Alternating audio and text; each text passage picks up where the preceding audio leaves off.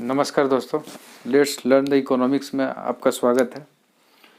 आज हम लोग पढ़ेंगे इकोनॉमिक्स के अंदर जो है price determination under perfect competition. ठीक है, फिर मार्केट इक्विलिब्रियम, डिमांड जो हम लोग पढ़ चुके हैं, फिर से इनका किस तरह से यहाँ पर एप्लीकेशन है वो हम देखेंगे। ठीक है, फिर सप्लाई। ठीक है, उसके बाद equilibrium between demand and supply, उसका जो हम लोग ग्राफ प्लॉट किए देखेंगे किस तरह से इक्विलिब्रियम हम लोग पॉइंट को जो है डिटर्मिनेशन करते हैं। ठीक है, डिटरमाइन करते हैं। फिर उसके बाद हम लोग देखेंगे effect of change in demand and supply on equilibrium price, किस तरह का जो इक्विलिब्रियम प्राइस पर डिमांड और सप्लाई का प्रभाव होता है दोस्तों, इसमें चेंज इन डिमांड और चेंज इन सप्लाई। ठीक है दोस्तों, ये जो चैनल है ये बेसिकली जो लॉकडाउन जो अभी चल रहा है उसमें जो छात्र जो भी हैं +12 के 11 के या फिर जो हायर एजुकेशन में जो भी हैं, जो इकोनॉमिक्स में इंटरेस्टेड रखते हैं, ठीक है, उनके लिए एक अच्छा अवसर है और उन्हीं के लिए ये चैनल ज़्यादा समर्पित है, क्योंकि वो उनके लिए ट्यूशन नहीं है, तो ऑनलाइन ही एक ऐसा माध्यम है जिसके तहत वो जो है अपना जो है नॉलेज गेन कर सकता है, अपनी आवश्यकताएं जो भी है। इसलिए इकोनॉमिक्स को जो ये है हमें सीखना है। ठीक है, हमें रटना नहीं है। ठीक है, इसलिए मेरी कोशिश है कि ज़्यादातर बच्चों को जो है ये चीज़ समझ में आ जाए। एक बार आप समझ जाएंगे तो फिर आप भूलेंगे नहीं। ठीक है, तो आप हमारे साथ जुड़े रहिए। ठीक है, तो आज का टॉपिक जो है ये बहुत ही इम्पोर्टेंट है, जिसमें हम लोग प्राइस डिटर्मिनेशन करेंगे, डिमांड और सप्लाई का किस तरह से होता है। अंत तक देखे रहिए, सो डेट क्या है कि आपको पूरी तरह से ये समझ में आए। ठीक है, तो आज हम लोग जो है price determination under perfect competition. Perfect competition का ऑलरेडी हमने चर्चा किया था। परफेक्ट कंपटीशन जहाँ पर पूर्ण प्रतियोगिता होता है ना। पूर्ण प्रतियोगिता का मतलब ये हुआ कि जहाँ पर जो है सेलर बायर जो है, large number of seller buyer है। ठीक है, और वहाँ पर प्राइस क्या है, फिक्स है, कांस्टेंट है ना। तो उस कंडीशन में क्या क्या चीज़ होता है। बट यहाँ पर हमारा जो टॉपिक है इसमें क्या है कि हम लोग प्राइस को डिटरमाइन करेंगे कि किस तरह से प्राइस जो है होना चाहिए उस परिस्थिति में जहाँ डिमांड और सप्लाई जो है बराबर होता है ना। तो डिमांड सप्लाई अगर बराबर है तो फिर अगर जैसे मान के चलिए कि उत्पादन जो हो रहा है, अगर कोई कीमत है, इस कीमत पे उत्पादन वो कर रहा है और किसी कीमत पर जो उपभोक्ता जो है उसको खरीदने के लिए तैयार है उस सामान को, तो उस प्राइस को ही हम लोग बोलेंगे संतुलन कीमत, है ना, इक्विलिब्रियम प्राइस बोलेंगे। जहाँ पर जो है उत्पादक और उपभोक्ता दोनों तैयार होता है और दोनों की जो ज़रूरतें पूरी हो जाती है। ठीक है, तो वो जो पॉइंट है, हालांकि हो सकता है कि अगर डिमांड ज़्यादा हो जाए तो क्या होता है कि वहाँ पर डिमांड ज़्यादा हो जाएगा तो प्राइस बढ़ने लगता है ना। और अगर सप्लाई ज़्यादा होता है तो प्राइस घटने लगता है। ये हमने लॉ ऑफ डिमांड और लॉ ऑफ सप्लाई में हम लोगों ने पढ़ा था। ठीक है, तो जैसे यहाँ पर क्या है कि मार्केट इक्विलिब्रियम जो यहाँ पर जो है परफेक्ट कंपटीशन, हमने परफेक्ट कंपटीशन के अंदर जो है हमने ये जाना कि डिटर्मिनेशन अंडर प्राइस कंपटीशन में जो है, अंडर जो परफेक्ट कंपटीशन में प्राइस को हमें निकालना है। ठीक है, तो हमें इसके लिए क्या है कि मांग जो और जो ये है पूर्ति है, दोनों को जो है मात्रा जो है बराबर होना चाहिए। ठीक है, ये कंडीशन है। ठीक है, तो मार्केट इक्विलिब्रियम में जब हम लोग जाएंगे, यहाँ पे मार्केट इक्विलिब्रियम में जाएंगे तो मार्केट इक्विलिब्रियम में क्या होगा कि जो मांग की जो मात्रा है, ठीक है, और जो अपना उत्पादन जिस तरह से मतलब उत्पादन जितना पूर्ति करता है, तो दोनों का दर जो है समान होना चाहिए। ठीक है, मतलब ये हुआ कि अगर ये डिमांड है, ठीक है, और ये सप्लाई है, ठीक है, तो डिमांड और सप्लाई जो है एक पॉइंट पे मीट करेगा, वो प्राइस जो होगा वो प्राइस होगा हमारा हो जाएगा बाजार कीमत हो जाएगा। और ये होगा पूर्ण प्रतियोगिता में, परफेक्ट कंपटीशन में हम लोग जो है इसको निकालेंगे। प्राइस होता है, ये डिमांड हो गया, डी डिमांड मान लिए, और एस हो गया, ये सप्लाई हो गया। तो इस केस में जो है ये इक्विलिब्रियम पॉइंट ई मान लीजिए इसको। ठीक है, तो यहाँ पर जब होगा पॉइंट, हाँ ये होता है कभी डिमांड ज़्यादा हो जाएगा, कभी सप्लाई हो जाएगा। फिर क्या होगा कि आपने एक चीज़ पढ़ा था, इनविजिबल हैंड।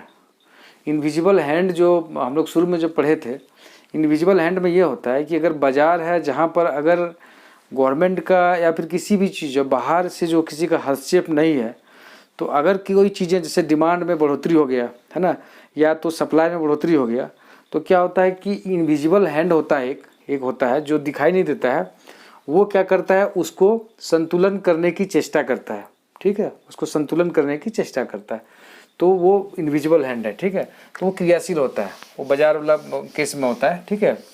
और एक चीज़ प्रोफेसर मार्शल साहब ने बोला था, अगर आप इक्विलिब्रियम पॉइंट अगर निकालना चाहते हैं, ठीक है, तो जैसे कि आप एक कैंची का उदाहरण से उन्होंने बताया था कि कैंची जैसे क्या होता है, उसके लिए 2 ब्लेड होता है, तो एक ब्लेड से हम कपड़ा को काट नहीं सकते हैं, जो हम चाहिए जिस तरह का चाहिए उसके लिए 2 ब्लेड की ज़रूरत पड़ता है, ठीक है।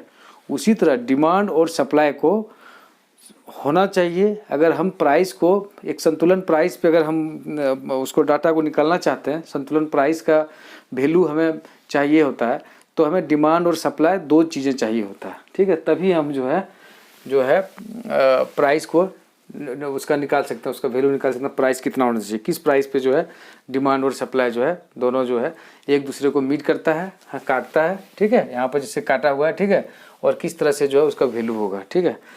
तो दोस्तों आप इसको पूरी तरह से अच्छी तरह से समझेंगे, ठीक है।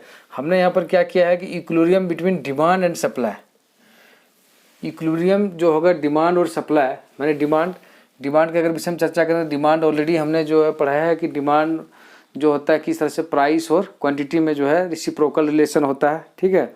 डिमांड में कब शिफ्ट होता है, डिमांड में शिफ्ट तब होता है जैसे कि हमने डिमांड में पढ़ा था, जैसे ये डिमांड है, सॉरी ये सप्लाई का हो गया, जैसे मैंने पढ़ा था कि जैसे ये डिमांड है, ये डी है, ठीक है, और अगर ये D1 हो गया, ठीक है, या फिर इधर हो गया D2 हो गया, D2 जैसे बाएं और शिफ्ट किया दाएं और शिफ्ट, तो ये इसका कारण हमने पढ़ा था कि जैसे कि रुचि में परिवर्तन अगर हो गया, ठीक है, अगर रुचि में परिवर्तन हो गया या रिलेटेड गुड्स जो होता है, संबंध जो कमोडिटी जो होता है उसके कमोडिटीज़ में अगर परिवर्तन हो जाए, प्राइस में, सब्स्टिट्यूट गुड में, या फिर आय में, इनकम में परिवर्तन हो जाए, तो वहाँ पर हमने देखा था किस तरह से डिमांड में जो है परिवर्तन होता है, मतलब खिसकाव होता है, एक जगह से दूसरे जगह में शिफ्ट होता है, ठीक है, तो हमने वो डिमांड में पढ़ा था, ठीक है। तो डिमांड बेसिकली वही है, यहाँ पर वही चीज़ पढ़ेंगे डिमांड में जैसे प्राइस अगर बढ़ती है तो हमारा डिमांड क्या होता है, घटता है, ठीक है, और प्राइस घटती है तो डिमांड बढ़ता है, ठीक है, ये चीज़ आप जाने। सप्लाई का ऑलरेडी हम लोगों ने चर्चा किया था कि सप्लाई जो है कीमत सप्लाई का हमने पढ़ा था इस तरह का, सप्लाई का अगर कर्व ये है, ठीक है, ये अपना हो गया सप्लाई, क्वांटिटी हो गया, ये प्राइस हो गया, ठीक है। तो यहाँ पर क्या होता है कि अगर प्राइस बढ़ेगा तो सप्लाई बढ़ेगा, तो प्रोड्यूसर और उसको आउटपुट जो है बनाएगा, ठीक है, सामान बनाएगा, और अगर प्राइस घटेगा तो क्या होगा, सप्लाई कट हो जाएगा, सप्लाई कम हो जाएगा, ठीक है। ये दोनों के बीच में प्रत्यक्ष रिलेशन है। और ये भी पढ़ा था कि सप्लाई में भी जो है शिफ्ट होता है, सप्लाई कभी बढ़ती है कभी घटती है, ठीक है, इसका भी केस अलग अलग है। इसमें जैसे कि अगर गवर्नमेंट जो है उत्पादन कर पिछले क्लास में किए थे, उत्पादन कर जैसे कम कर देता है तो हम सप्लाई ज़्यादा बढ़ता है, या तो प्राइस ज़्यादा मिलने लगता है उसको, ठीक है, या फिर टेक्नोलॉजी का आविष्कार होता है, लागत बहुत कम हो जाती है सामान बनाने में, तो वहाँ पर क्या होता है कि सप्लाई ज़्यादा होती है, ठीक। ये सब कारक है कि सप्लाई क्यों ज़्यादा होती है, क्यों कम होती है, डिमांड क्यों ज़्यादा, डिमांड क्यों कम होती है, ठीक है। तो ये बेसिकली हम लोगों ने डिटेल से पूरी चर्चा किया था। अगर आपको किसी तरह का डाउट हो तो मेरा पिछला क्लास देख लें, ठीक है। फिर भी मैंने यहाँ पर एक रफ आइडिया मैंने आपको यहाँ पर दे दिया है। अब यहाँ पर equilibrium between demand and supply कब होगा, equilibrium between demand and supply, उसके लिए हमने एक यहाँ पर फिगर, यहाँ पर एक टेबल हमने बनाया हुआ है, इस टेबल में यहाँ पर प्राइस को हमने लिया है कि जैसे कि 8, 7, 6, 5, 4 और डिमांड से 1, 2, 3, 4, 5 है, सप्लाई 5, 4, 3, 2, 1 है, ठीक है। तो यहाँ पर क्या है कि देखिए एक हमने यहाँ पर इसी के आधार पर ग्राफ बनाया है, ठीक है। ये हमारा डिमांड हो गया, क्वांटिटी हो गया, ठीक है, ये क्वांटिटी हो गया, ठीक है। और यहाँ पर जो है क्या है कि अपना जो है प्राइस को यहाँ पर सेट किया है, प्राइस, ये हमारा प्राइस है, प्राइस को सेट किया है, ठीक है। तो डिमांड में बेसिकली डिमांड सप्लाई दोनों हो गया, डिमांड और सप्लाई हो गया, दोनों हो गया, ठीक है। तो यहाँ पर क्या हुआ कि देखिए आप, जब 8 रुपया कीमत रहता है, 8 रुपीज़ जब इसका कीमत रहता है, प्राइस रहता है, ठीक है, डिमांड क्या होता है, 1 होता है, ठीक है, डिमांड 1 होता है, ठीक है। यहाँ पर देखिए आपको मैं ग्राफ से प्लॉट समझाता हूँ। जैसे कि 8 रुपया जैसे क्या है, देखिए कीमत यहाँ पर 8 रुपया है, तो डिमांड क्या होता है, 1 रुपीज़ के आसपास होता है, यहाँ देखिए यहाँ होता है, ठीक है। अब जैसे 7 रुपया प्राइस है तो डिमांड कितना हो गया, 2 हो गया, 7 रुपया हो गया तो 2 हो गया। मतलब घट रहा है। देखिए 7 रुपया हो गया तो 2 हो गया। फिर आपके बाद अब जाइएगा तो सॉरी यहाँ पर 1 है, हमने यहाँ पर थोड़ा सा गलत हाँ यहाँ पर ये 0 आप इसको ले लीजिए, ठीक है, 0 ले लीजिए आप, इसको 1 ले लीजिए, इसको 2 ले लीजिए, ठीक है, इसको 3 ले लीजिए, इसको 4 ले लीजिए, ऐसे लीजिए आप, ठीक है। तो यहाँ पर 8 का 1 हो गया, ठीक है। फिर 7 का आप जाइएगा, 7 में जाइएगा तो आपको 2 के लगभग में जो है 2 में जाएगा, ठीक है, 3 में 4 में इस तरह का है, ठीक है। जो भी है मतलब कहने का मतलब है कि जो ये जो ग्राफ है ये रिप्रेजेंट कर रहा है कि जो डिमांड और सप्लाई जिस बिंदु पे यहाँ पे कट कर रही है दोस्तों, ठीक है, ये बिंदु पर जो कट कर रही है यही जो प्राइस होगा हमारा, ये जो प्राइस होगा, जैसे प्राइस यहाँ पर क्या है, प्राइस यहाँ पर 3 6 पर जो प्राइस है, देखिए 5 6, ये 6 पर जो प्राइस है, इस 6 पर जो प्राइस है, यहाँ पर क्या होता है डिमांड और सप्लाई दोनों कट करती है, और वो डिमांड और सप्लाई पर जहाँ पर कट करती है और जो क्वांटिटी होता है, ठीक है, जो क्वांटिटी होता है, देखिए डिमांड और सप्लाई 6 रुपया प्राइस, फिर 3 डिमांड है 3 सप्लाई है, एज पर जो ये है टेबल के अनुसार है, ठीक है। तो यहाँ पर क्या हो रहा है, मार्केट हमारा क्या हो रहा है, इक्विलिब्रियम हो रहा है, मार्केट क्या हो रहा है हमारा, इक्विलिब्रियम हो रहा है, ठीक है। वही जो है आप देखिएगा, जैसे कि डिमांड यहाँ पर क्या है कि देखिए प्राइस अगर 8 रुपया है, ठीक है, प्राइस 8 है, तो क्या हो रहा है यहाँ पर देखिए, यहाँ पर सप्लाई हमारा क्या है, ज़्यादा है, सप्लाई ज़्यादा हो रहा है, ठीक है। और यहाँ पर क्या हो रहा है, डिमांड हमारा कम हो रहा है, प्राइस ज़्यादा हो रहा है तो डिमांड कम हो रहा है, प्राइस 7 हो रहा है तो फिर भी यहाँ पर डिमांड जो है देखिए कम हो गया, 2 हो गया, ठीक है, और सप्लाई यहाँ पर ज़्यादा हो रहा है, ठीक है। और इसके जब ये इक्विलिब्रियम पॉइंट पे पहुंच जाता है, आप उल्टे फिर उसके बाद इस केस में देखिए यहाँ पर जब प्राइस 5 होता है, प्राइस जब घट जाता है तो देखिए कि डिमांड ज़्यादा होने लगता है, लोग बाग ज़्यादा परचेजिंग जो है करना शुरू कर देता है, अगर प्राइस अगर कम होता है। फिर यहाँ पर देखिए प्राइस कम हो रहा है, ठीक है, 4 हो जा रहा है तो डिमांड और ज़्यादा बढ़ जाता है, ठीक है। तो यहाँ पर क्या होता है, डिमांड का सरप्लस होता है, ठीक है, यहाँ पर ऊपर मतलब सरप्लस जो होता है अपना सप्लाई का सरप्लस होता है। आप ऐसे ही दोस्तों जो आप एक नॉर्मल लाइफ में सोचिए कि अगर सप्लाई ज़्यादा होगा तो कोई ख़रीदने वाला कम होगा तो प्राइस अपने आप डाउन होगा, ठीक है। और जब उस डिमांड ज़्यादा होने लगता है तो क्या होता है कि प्राइस उसका बढ़ने लगता है, क्योंकि जो है सामान कम हो जाता है और लोगों की जो चाहत उस वस्तु के लिए ज़्यादा हो जाती है। तो इस कारण से जो है दोनों के बीच में जो है आप इस तरह से इसको रिलेशन को जो है बना सकते हैं कि किस तरह से डिमांड और सप्लाई में किस तरह से रिलेशन इसका होता है, ठीक है। तो यहाँ पर जो है थोड़ा सा ग्राफ में प्रॉब्लम है, ग्राफ में इसको कर देता हूँ। ग्राफ क्या है कि ये हमारा हो गया डिमांड हो गया, ठीक है, और ये हो गया हमारा सप्लाई हो गया SS, ठीक है। यहाँ पर देखिए 3 पे है तो यहाँ 3 हो गया, यहाँ 3 पे जो है बिंदु कट रहा है, ये प्राइस हो गया 6 पे हो गया, ठीक है, ये 6 पे प्राइस हो गया, ठीक है। यहाँ पर डिमांड जो है ये आपका डिमांड भी हो गया और ये सप्लाई भी हो गया, ठीक है। आप ऐसे ले सकते हैं, यहाँ से आप अगर शुरू करते हैं कि 0 हो गया, ठीक, 0 हो गया, 1 हो गया, 2 हो गया, ठीक है, ये 3 हो गया, 4 हो गया, 5 हो गया, इस तरह से दोस्तों, ठीक है। तो 0 पर, 1 पर, 2 पर किस तरह का हो रहा है, 3 पे कैसे हो रहा है, ठीक है, सबका आप देखिएगा। तो जो है यहाँ पर देखिए, यहाँ पर क्या हो रहा है, डिमांड ज़्यादा हो रहा है, ठीक है, और इस तरफ जाइएगा तो सप्लाई हमारा ज़्यादा हो रहा है, ठीक है, सप्लाई। तो आपको दोनों को जो है सप्लाई को सप्लाई पे देखना है। जैसे सप्लाई यहाँ पर कितना है, 5 है, ठीक है, तो 5 सप्लाई है, 1 डिमांड है, 8 रुपये प्राइस पे क्या है, 8, जैसे यहाँ पर 8 हो गया, ठीक है। तो यहाँ पर क्या है कि देखिए यहाँ पर देखिए डिमांड 1 पे है, डिमांड 1 पे हो जाएगा, ठीक है, और सप्लाई देखिए इसका सप्लाई कर्व कहाँ है, इसका देखिए सप्लाई कर्व ये है, ठीक है, सप्लाई कर्व ये वाला देखिएगा, ठीक है। तो यहाँ पर देखिए तो दोनों के बीच में देखिएगा डिमांड 1 है तो सप्लाई 5 हो जाएगा, ठीक है, डिमांड 2 है तो सप्लाई 4 हो जाएगा, ठीक है। तो डिमांड 2 है, सप्लाई 4 है, प्राइस 7 पे क्या होगा, तो प्राइस 7 पर जैसे कि आप ग्राफ को आगे बढ़ाइएगा, यहाँ पर बढ़ाइएगा तो इस पॉइंट पे जो कटेगा यहाँ पर आप देखिएगा क्या हो रहा है, ठीक है। तो अलग अलग पॉइंट पर जब भी देखिएगा तो अलग अलग पॉइंट पर जो है आपको अलग अलग चीज़ें मिलेगी, अलग अलग प्राइस पे जो है आप उसको सप्लाई पे अगर 10 है, सपोज मान लीजिए प्राइस 10 है तो 10 पर सप्लाई का पॉइंट कहाँ होगा, ठीक है, वो क्वांटिटी को बताएगा, ठीक है। अगर आप देखेंगे कि जो भाई इस पे ये डिमांड बताएगा, इसी को आगे ले जाएंगे तो ये सप्लाई बताएगा, ठीक है, सप्लाई पर क्या पॉइंट होगा। तो सप्लाई और डिमांड का इस तरह से जो है आप कॉम्बिनेशन आप निकाल सकते हैं सारणी बना के, ठीक है। तो मुझे उम्मीद है कि आप इसको समझ लिए होंगे अच्छी तरह से, ठीक है। अब हम लोग जो है यहाँ पर जो है effect of change in demand and supply, ठीक है, ऑन इक्विलिब्रियम प्राइस पे किस तरह से इफेक्ट है वो चीज़ हम देखेंगे दोस्तों, ठीक है। यहाँ पर क्या है कि संतुलन वाला जो पॉइंट है हमने यहाँ बनाया था, एक हमने बनाया था, ये अब मान लीजिए ये है मान लीजिए कि ये डिमांड है, ठीक है, डिमांड है, और ये है सप्लाई, ये सप्लाई हो गया, एस हो गया, सप्लाई हो गया, ये इक्विलिब्रियम पॉइंट हो गया। तो ये जो प्राइस है हमारा, ये जो क्वांटिटी पे और ये प्राइस पे जो है हमारा जो है मतलब जो है ये इक्विलिब्रियम पॉइंट है, ठीक है। अब क्या है कि अगर हम चेंज इन डिमांड करेंगे तो चेंज इन डिमांड में दो तरह की चीज़ें होती है, change in demand, change in demand में दो तरह की चीज़ें होती है।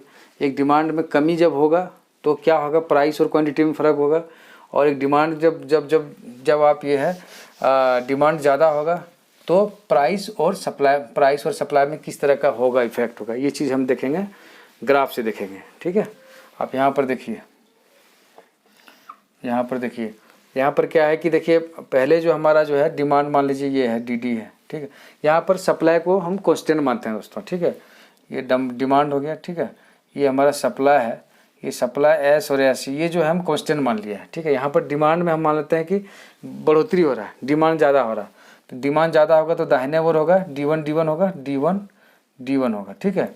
तो यहाँ पर क्या है कि देखिए इस जो डिमांड पे है ये हमारा हो गया इक्विलिब्रियम ई हो गया, ठीक है, इक्विलिब्रियम हो गया, और ये हो गया प्राइस हो गया, इस प्राइस पे और इस क्वांटिटी पे हो गया, ठीक है। पहले तो हमारा इनिशियल मूल जो हमारा था ये था क्वांटिटी क्यू और पी प्राइस पर जो है इक्विलिब्रियम पॉइंट था, ठीक है। जैसे ही डिमांड ज़्यादा हो जाता है, ये डिमांड ज़्यादा हो गया तो अभी क्या हो गया देखिए, अभी क्या हो गया, अभी ये देखिए ये प्राइस P1 हो गया मान लीजिए और क्वांटिटी Q1 हो गया। तो आप ये चीज़ समझिए, यहाँ पर जब डिमांड में बढ़ोतरी होता है और सप्लाई कांस्टेंट रहता है, डिमांड में बढ़ोतरी होता है और ये सप्लाई फिक्स रहता है, कांस्टेंट रहता है, तो क्या होगा, प्राइस में क्या होगा, बढ़ोतरी होगा, और उत्पादन में भी बढ़ोतरी होगा। देखिए क्वांटिटी में भी जो है यहाँ पर बढ़ोतरी हो रहा है, ठीक है, ये भी बढ़ोतरी हो रहा है, क्वांटिटी में बढ़ोतरी हो रहा है, और प्राइस में भी जो है यहाँ पर बढ़ोतरी हो रहा है, ठीक है, अगर हम डिमांड को बढ़ा रहे हैं तो, ठीक है, क्लियर हो गया। अब दूसरा चीज़ देखते हैं कि डिमांड में जब हम कमी होगा तो क्या होगा, डिमांड जब कम होगा तो क्या होगा, इसी में समझा सकते थे, लेकिन चलिए कोई नहीं, एक बार और डायग्राम इसका बना लेते हैं। ये है, यहाँ पर देखिए, यहाँ पर क्या है कि डिमांड जो है ये हमारा है डिमांड 2 है, ठीक है, इसको कमी उल्टा कर लेंगे, और ये हो गया सप्लाई एस सप्लाई। मान लीजिए कि इनिशियल डिमांड हमारा डी ये था, ठीक है, ये D1 हो गया, ठीक है।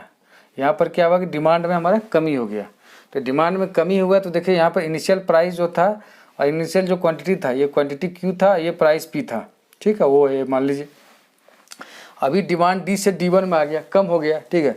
कम हो गया तो क्या होगा, ये कम हो गया तो आप ये देखिए, इसका देखिए यहाँ पर जो है क्वांटिटी Q1 हो गया, ठीक है, और प्राइस क्या हो गया, प्राइस P1 हो गया। तो आप देख सकते हैं कि यहाँ पर प्राइस में भी कमी हो रहा है जब डिमांड कम हो रहा है। ये डिमांड जब कम हो रहा है तो न्यू जो हमारा जो इक्विलिब्रियम पॉइंट होगा, जैसे इक्विलिब्रियम पॉइंट E हो गया, अब न्यू इक्विलिब्रियम पॉइंट हमारा पास क्या होगा, E1 होगा, यहाँ पर कट कर रही है तो हमारा क्या होगा, प्राइस में भी जो कम हो गया, ये प्राइस कम P1 आ गया और क्वांटिटी Q1 हो गया, ठीक है, दोनों में कमी हो गया, प्राइस में भी कमी हो गया और क्वांटिटी में भी कमी हो गया, ठीक है, जब हमारा जो है डिमांड जो है कम हो जाता है, ठीक है। तो ये हमारा डिमांड में कमी होने के कारण से क्या होता है, ठीक है, ये हमने देखा, ठीक है। अब सेम केस में आप देखते हैं सप्लाई वाला केस में चेंज इन सप्लाई करते हैं, ठीक है। आप देखिए चेंज इन सप्लाई होगा और डिमांड कांस्टेंट रहेगा, यहाँ पर डिमांड क्या होगा, कांस्टेंट होगा, और चेंज इन सप्लाई होगा, तो प्राइस और क्वांटिटी में किस तरह का फ़र्क होता है दोस्तों, वो चीज़ हम यहाँ पर निकालेंगे। तो ये देखिए ये हमने ग्राफ बनाया, ठीक है, ये हमारा प्राइस हो गया, ये हमारा क्वांटिटी हो गया, ठीक है। अब क्या करते हैं कि डिमांड जो हमारा ये है, ये डिमांड है, ये डी डिमांड है, ठीक है। अब सप्लाई क्या है कि सप्लाई हमने यहाँ पर ये सप्लाई है, मान लीजिए एस सप्लाई पॉइंट है, ठीक है, और इसका हमने क्या किया, दाएं और बढ़ोतरी लेते हैं कि ये सप्लाई मान लेते हैं कि बढ़ोतरी हो रहा है, ठीक है, ये हो गया S1 हो गया। दोस्तों यहाँ पर डिमांड जो है हमारा जो है फिक्स है, डिमांड फिक्स है, और सप्लाई जो है सप्लाई में बढ़ोतरी हो रहा है। यहाँ पर क्या है कि पॉइंट जो हमारा है ये इक्विलिब्रियम पॉइंट यहाँ पे हो गया, यहाँ पर जो है प्राइस हो गया P और क्वांटिटी Q हो गया, ये हमारा ओरिजिनल पॉइंट है, ये पॉइंट जो हमारा ओरिजिनल पॉइंट है। अब क्या हो रहा है कि जब सप्लाई में शिफ्ट हो रहा है, S से जब S1 की ओर आ रहा है तो क्या हो रहा है कि यहाँ पर देखिए क्वांटिटी Q1 क्वांटिटी में बढ़ोतरी हो रहा है, लेकिन क्या हो रहा है, प्राइस जो हो रहा है, प्राइस में क्या हो रहा है, कमी हो रहा है। पहले P था OP था, तो OP से OP1 घट के यहाँ पर आ गया प्राइस, जबकि यहाँ पर देखिए क्वांटिटी में जो है यहाँ पर ये बढ़ गया है, ठीक है। तो जब सप्लाई में बढ़ोतरी होगा और डिमांड कांस्टेंट रहेगा, देखो डिमांड कांस्टेंट है तो क्या होगा, यहाँ पर क्वांटिटी में बढ़ोतरी होगी, ठीक है, और हमारा प्राइस जो है कम होगा, ठीक है। ऐसे हमारा जनरल भी अब देखेंगे तो इस तरह का होता है, ठीक है। अब फिर हम लोग देखेंगे चेंज इन सप्लाई। सप्लाई जब कम होता है तो उस केस में क्या होगा। सप्लाई कम होता है, ये देखिए यहाँ पर सप्लाई कम कैसे होती है, यहाँ पर देखिए ये है हमारा डिमांड, ये हमारा डिमांड है, ठीक है। अब सप्लाई का क्या है कि देखिए ये सप्लाई हो गया, एक सप्लाई यहाँ पर देते हैं, ये हमारा ओरिजिनल सप्लाई ये लीजिए SS ले लीजिए और इसको लीजिए S1 लीजिए और DD डिमांड, ये डिमांड चूँकि कांस्टेंट यहाँ पर ले रहे हैं, ठीक है, और चेंज इन सप्लाई में हो रहा है, ठीक है। तो इक्विलिब्रियम पॉइंट पहले हमारा जो था ये था, ठीक है, क्योंकि ओरिजिनल हमारा यही सप्लाई है S है, ठीक है, ये इक्विलिब्रियम पॉइंट हो गया। तो यहाँ पर देखिएगा, यहाँ पर जो प्राइस है और क्वांटिटी है ये O हो गया, ये Q क्वांटिटी, ये P हो गया, ठीक है। और जब यहाँ पर जब हम इसको शिफ्ट करते हैं लेफ्ट साइड में जब होता है, जब सप्लाई में कमी होता है तो क्या होता है, सप्लाई में कमी होगा, देखिए प्राइस बढ़ रहा है, क्वांटिटी घट रहा है, ठीक है। Q1 कर लीजिए इसको और P1 कर लीजिए। यहाँ पर क्या है, प्राइस देखिए बढ़ रहा है और क्वांटिटी में क्या हो रहा है, कम हो रहा है, ठीक है। तो इससे आप ये निष्कर्ष करेंगे जब सप्लाई कम होगा, जब सप्लाई कम होगा और डिमांड जो है फिक्स रहेगा, ठीक है, तो क्या होगा, प्राइस जो है ज़्यादा होगा और क्वांटिटी कम होगा, ठीक है। तो ये चीज़ें दोस्तों ये आज मुझे उम्मीद है कि आपने पूरी तरह से डिमांड में परिवर्तन किस तरह हो रहा है और सप्लाई में परिवर्तन किस तरह से हो रहा है, ठीक है। अगर हम लोग एक चीज़ कांस्टेंट रखते हैं, डिमांड को कांस्टेंट रखते हैं और दूसरे केस में सप्लाई को कांस्टेंट रखते हैं, ठीक है, अलग अलग केस में हम लोगों ने समझने की कोशिश किया ग्राफ के माध्यम से कि किस तरह से इसका इफेक्ट होता है। तो मुझे उम्मीद है कि आप समझ गए होंगे।